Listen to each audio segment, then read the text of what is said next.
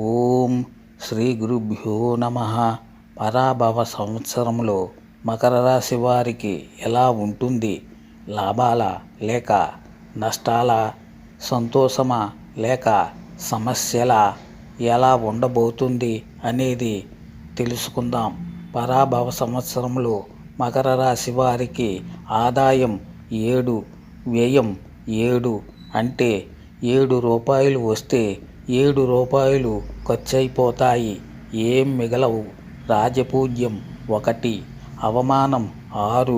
అంటే ఒకరు ఇష్టపడితే 6గురు ద్వేషిస్తారు.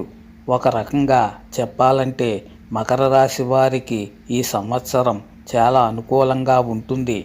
రాహువు ద్వితీయంలోను, శని తృతీయంలోను, కేతువు అష్టమంలోను, 6ంట గురువు ఉండడం వలన మకర రాశి వారికి దీర్ఘకాలంగా నిలిచిపోయిన సమస్యలన్నీ తీరిపోతాయి. ఆర్థికంగా చాలా బాగుంటుంది. వివాహ ప్రయత్నంలో ఉన్నవారికి వివాహం అవుతుంది.